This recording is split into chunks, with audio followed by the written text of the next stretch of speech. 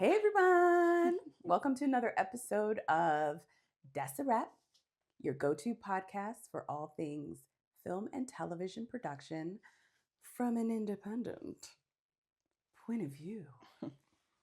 I am Annette. You are? You're Annette? I am today. Yeah. Okay. I'm Naomi. And I'm Annette. And today's episode is one I think that every indie creator should tune into.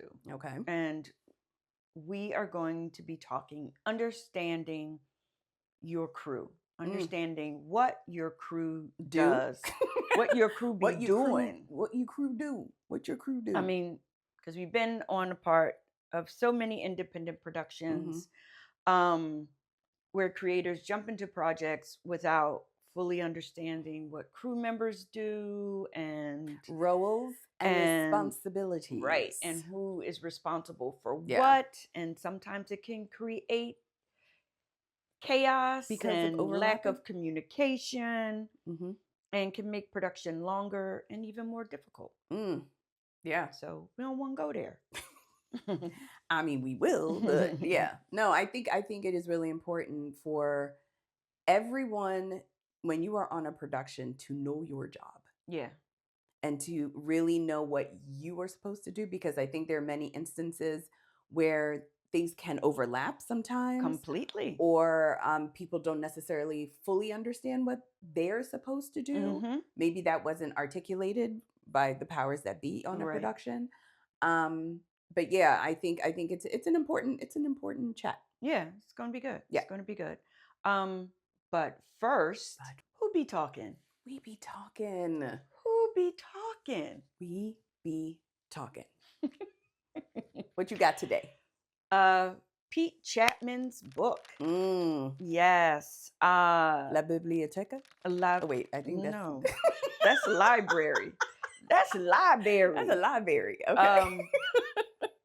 Pete Chapman's book is Transitions, like a director's journey. Oh. You know what? Let me get the Pete Chapman. Really? Are we doing this? This is live. This is live. We're doing it live. Transitions, a director's journey and motivational handbook. Oh, okay. Yeah. So I came across this brother because I love scriptation, right? Love scriptation. As a AD or scripty, even director, I love using it because you can upload everything. So I came across him because he was given a tutorial. Okay. And this is how I knew like I was meant to find his book. I'm watching his tutorial.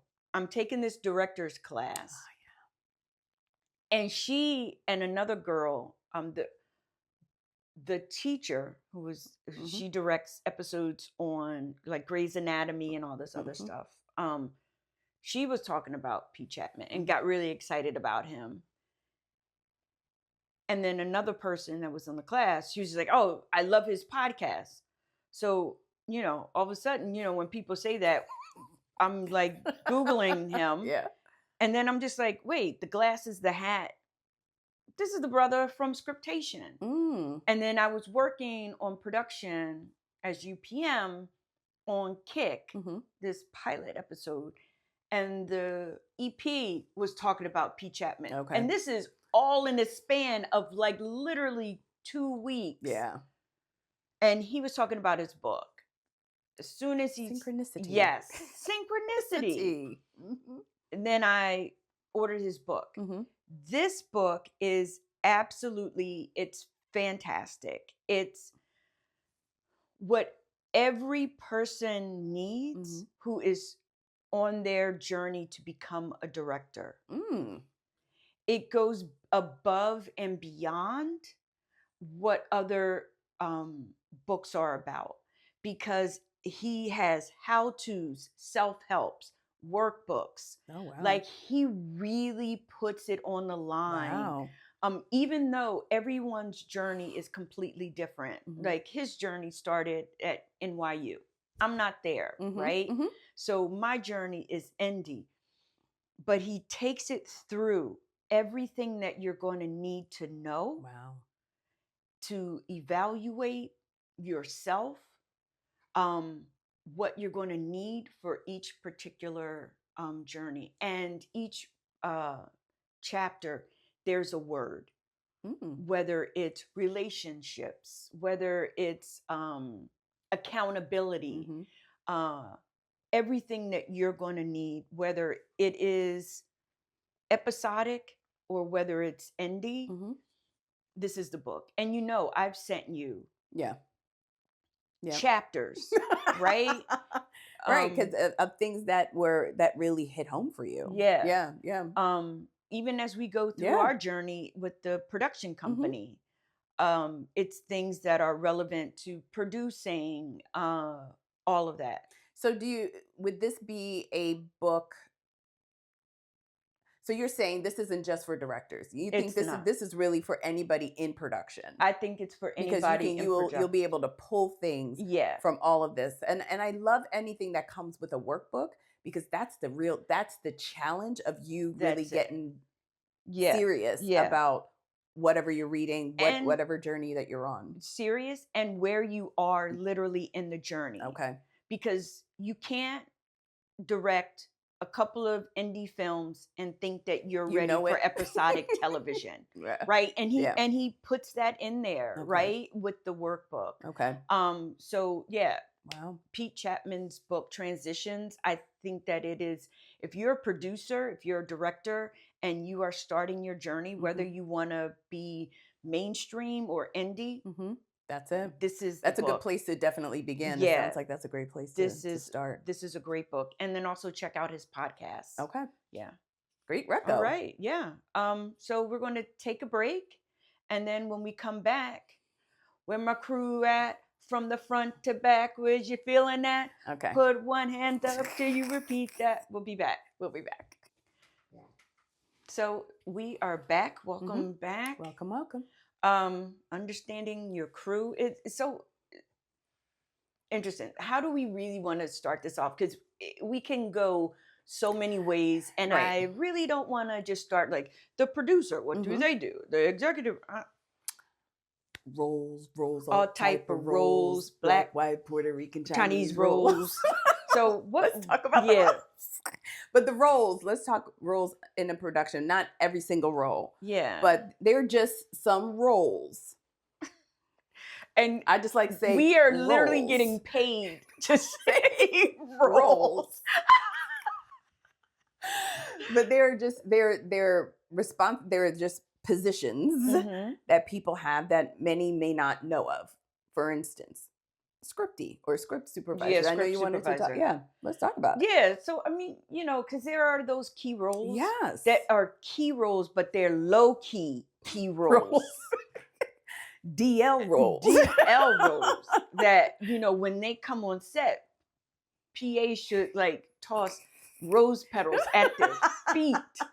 Right? Yes. And I think that PAs are actual like key roles. That's a pivotal role. Oh my gosh. Yeah. That is like, they really are. They are the backbone of production. You know what PAs remind me of? EAs. Assistants. Right? Executive assistants. Yup. Regardless of whether it's a corporation. Get no shine. Do all of the down and dirty to keep that place running and get paid the a lot of times. But the PAs are that's an essential crew member. That is an essential crew member. Yeah. But we were going to talk scripting. And script supervisor. Script supervisor. Is somebody that normally when script supervisors, they're logging, right? Continuity, so many different things. And if they're doing the camera log, then they're doing all of that. Sometimes there is a camera logger also that works with the script supervisor. And, I just learned on a project that I just finished working with that wrapped in October, that they don't like the term scripty. I didn't know that because I thought it was cute, but I like it. they thought the person that was the script supervisor thought it was demeaning. Oh, because you're leaving out the most important part. Right, Supervisor. supervisor. And for all of us that have worked at jobs where there was Yeah. a Yeah, supervisor, yeah, and that's probably mm, why I didn't like script supervisor. I liked scripty. yeah, yeah. But anyway, I Mm-hmm. digress. Um, it is necessity, Mm-hmm. right? Because you need all that Oh my continuity. You gosh. need what takes Yeah. were marked Yep. and what we didn't like and what was messed up and that type of I thing. mean, when you're looking at footage Yeah. and maybe getting with the editor, Hmm. and You want all that can stuff you right there. imagine? No, because we did that at stages. Well, Oh my God. we had a camera log. Somebody was it was a Ridiculous. different person logging it each time. So that means they wrote it in their own way. I mean, Yeah. it was one of our first. And on But paper, and on paper, and sometimes the paper got lost. lost. Sometimes we were just like, which shoot? Like it was ridiculous, Yeah. but it gave, and then the fact that we just handed that over to our editor, and we're just Oh my like, make it dude. so. And I was ghost and I directed it. So it's like I don't want to see none of this. Oh my gosh. Yeah. Oh. But to have, I mean, I think having software Yeah. to make that easier, to allow that tracking to happen, right? Right. So that when you're handing it over to anybody else that Yeah. needs that information, it is concise, Yeah. it is legible. Yeah. And you don't want your editor mad at you. No. You don't want, shout out Stefano but I was just on a project and I'm producer and, filling in as AD And and she wanted me to do the script supervisor to wow. log. And I was just like, there's no, and then also I had to manage the PAs because it was a small crew and it was very low budget, right? I feel like we mentioned all this kind of thing Yeah, in a previous episode when we were talking probably. about wages. Probably. Pay Yeah. people. Yeah. And I was just like, there's no way that I can do all of this. And then do you want me to pay attention to what you're doing? Like, so I think that's setting up people to fail in some way. Mhm. When you have, it's like, okay, so you were hired to do this role, but once you get on set, you're now going to do two other roles Right. simultaneously. Yeah, which is How no. does that work? Yeah, which was not Yeah. not Like something had to, Mhm. something got Mhm. pushed to the side because you're yeah. only one person. But you can only multitask. I mean, truly, yeah. one thing. But I think that this is the exact thing that we're talking about Mhm. here because the executive producer, who's also the director Mhm. of the project, Yeah, did not understand the roles. the roles, right? Yeah. So What she really needed. what she needed, and this was her first project. Yeah. You know, Yeah. my thing is anytime before I even get on set, whatever capacity Mhm. that I'm working under, I always still refresh what my position is. Mm. Google it, Yeah. right? It's like it's literally right there. Yeah. Yeah. Um, And then even as somebody in her position, Mhm. this is her first production, right? right. So I know for our first production, we were really lucky in having each other Mm-hmm. and Shar, right? Yeah. So Oh, it was yeah. at least three of us. Yeah. Yeah. So we're all bringing in expertise and learning and Mhm. figuring out who we need on set, who we need to do to complete this production. I think when you are somebody just starting out, I can only imagine how overwhelming it is. Oh, completely.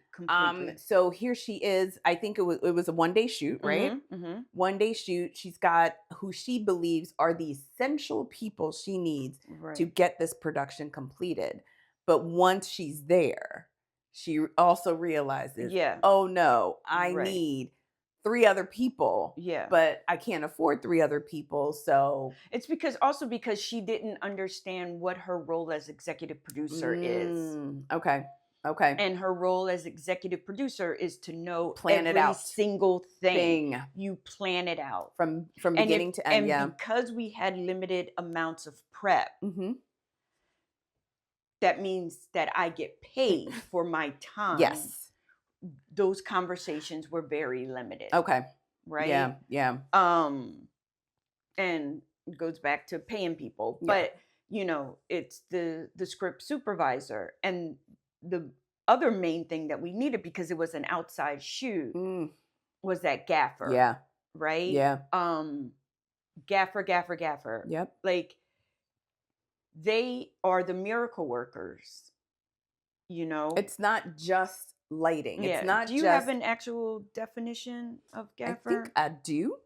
They are in charge of lighting to help bring the DP shots to life. Yeah. But it's more than just lighting. Yeah, it's because not just turning it on not and just off. turning it on and off, or being like, I think this goes here.